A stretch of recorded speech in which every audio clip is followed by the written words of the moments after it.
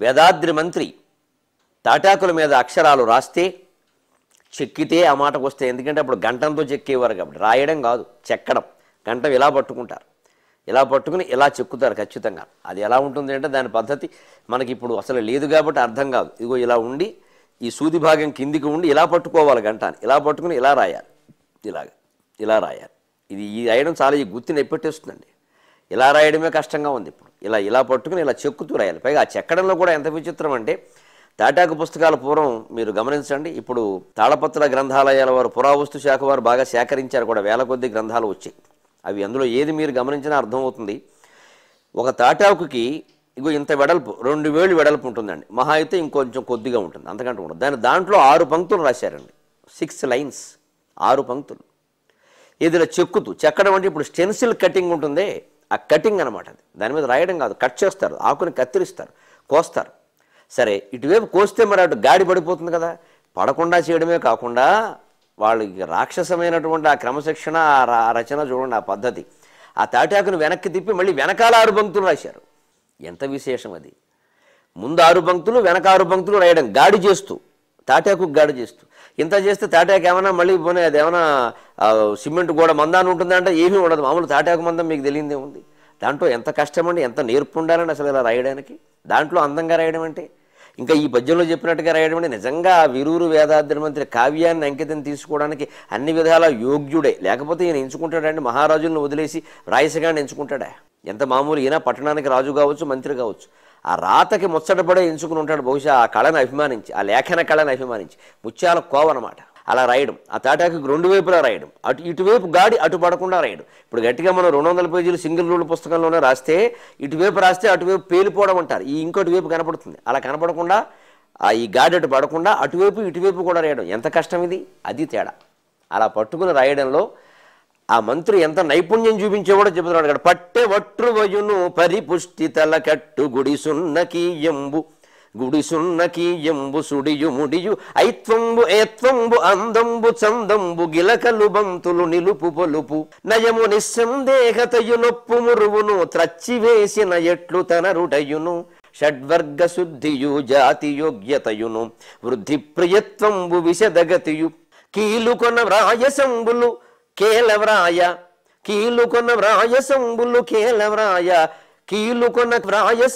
కేలవ్రాయ కొంకు కొసరును చేతప్పుగొనకయుండు లలిత ముక్తాఫలాకార విలసనమున మతి మరున్మంత్రి వేదాద్రి మంత్రివరుడు. ఇది ఇందులో మొదటి పాదంలో అక్షరాల పద్ధతులకు మనం అర్థం చెప్పుకున్నాం. రెండో పదం చూడండి, ఐత్వము, ఏత్వము, అందము, చందము. ఐత్వం కై అని పైన ఇలా ఎత్వం రాసి కింద ఐత్వం రాయాలి. కొంతమందికి అలవాటు ఏంటి, పై ఎత్వం రాసి దాని కింద నుంచి ఇలా సాగదీస్తారు, అసహ్యమైపోతుంది అక్షరం. తెలుగు భాషలో రాసేటప్పుడు ముఖ్యమైన లక్షణం గుర్తుపెట్టుకోవలసింది ఏమిటి అంటే, ఎట్టి పరిస్థితుల్లోనూ అక్షరానికి అక్షరం తగలకూడదు, కలవకూడదు. గొలుసుకట్టు రాత తెలుగుకి అందం కాదు. ఇంగ్లీషులో 4వ బరి, 4th బరి అంటారు, దాంట్లో ఆ పద్ధతి ఉంటుంది. కానీ తెలుగులో గొలుసుకట్టు రాత లేనే లేదు. ఇప్పటికీ దస్తావేజులు రాసే విలేకరులు అలా రాసేస్తారు, అది మళ్ళీ వారే చదవాలి, ఎవరికీ అర్థం కాదు. దస్తావేజులు కూడా మనం చదవం, డాక్టర్ గారి మందులు చీటి ఎలాగైతే చదవలేమో దస్తావేజులు కూడా మనం చదవలేం, మళ్ళీ ఓ విలేకరు వచ్చి చదవాల్సిందే దాన్ని. ఎందుకంటే గొలుసుకట్టు రాత అలా రాయకూడదండి, తిరుక్కది పద్ధతి కాదు అసలు. అది అక్షరం అక్షరంతో కలవకూడదు. ఐకారం అంటే పైన ఎకారం, కింద మళ్ళీ తావొత్తు లాంటిది కూడా పెట్టాలి, అది పెట్టాల్సిందే ఖచ్చితంగా.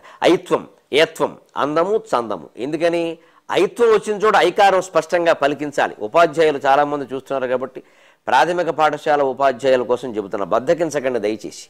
కొన్ని పాఠశాలల్లో నేర్పే విధానం ఎలా ఉందంటే, కాకా కొదిగమితే కాకా గుడితేకి కాగుడిది గమితేకి కాకొమితేకు కాకొముదిగమితేకు ఇలా నేర్పుతున్నారండి. ఇలాగే పలుకుతున్నారు, నేను చూశాను స్పష్టంగా, నేను విన్నాను. అయ్యి బాబు ఎంత ఘోరం. ఎందుకంటే అలా తయారై వచ్చిన పిల్లలకి నేను 10వ తరగతి 9వ తరగతిలో పాఠాలు చెబితే ఒక అక్షరము సరిగ్గా రాయరు, దీర్ఘానికి హ్రస్వానికి భేదం తెలియదు. ఎందుకని అతను పలికేటప్పుడు ఏం చేస్తున్నాడంటే కా కాకు దీర్ఘమితే కా అంటున్నాడు. కానా సరే బాగానే ఉంది, కాక తలకట్టు పెట్టావు కా, అది బాగానే ఉంది. కాకు దీర్ఘమిస్తే కా అంటాడేమిటి, కాకు దీర్ఘమిస్తే కా అనాలి కదా, అనడు. కాకు దీర్ఘమిస్తే కా, రెండు ఒకటే, మనకి దీర్ఘం ఇవ్వడం ఎందుకు? కా గుడిస్తే కీ, కా గుడి దీర్ఘమిస్తే కీ అనాలి కదా, అనడు. కా గుడి దీర్ఘమిస్తే కీ, రెండు కీ, కా గుడిస్తే కీ, కా గుడి దీర్ఘమిస్తే కీ. గుడి ఇచ్చిన కీయే, గుడి దీర్ఘం ఇచ్చిన కీయే. అయితే నీ చెవి కీ ఇచ్చినా అది కీయే.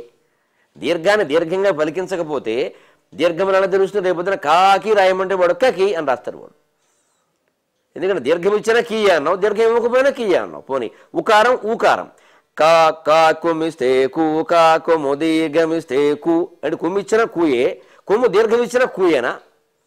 మరి ఇంక కుటుంబంలో కూకి కూడలిలో కూకి తేడా ఏమిటండి? దీర్ఘం ఉందా లేదా? అంటే దీర్ఘం ఉన్న చోట దీర్ఘంగా పలికించాలి. కోస్తా ప్రాంతంలో అకారం ఆకారం ఇకారం ఈకారం ఉకారం ఊకారం అని నేర్పుతారు. తెలంగాణ ప్రాంతంలో తలకట్టు దీర్ఘం, గుడి గుడి దీర్ఘం, కొమ్ము కొమ్ము దీర్ఘం అని నేర్పుతారు. రెండు పద్ధతులు సరైనవే, ఏం ఇందులో విశేషమేలా, నేర్పచ్చు, ఏదైనా నేర్పచ్చు. కానీ ఉచ్చారణ సరిగ్గా చూడాలి.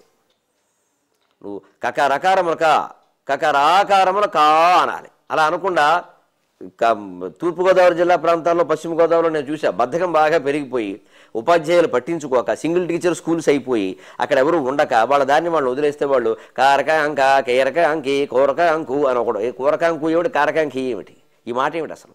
కకార అకారముల క, కకార ఇకారముల కి, కారకాంక కేరకాంకి కోరకాంకు అంటున్నాడు. మాస్టర్ పట్టించుకోవట్లా.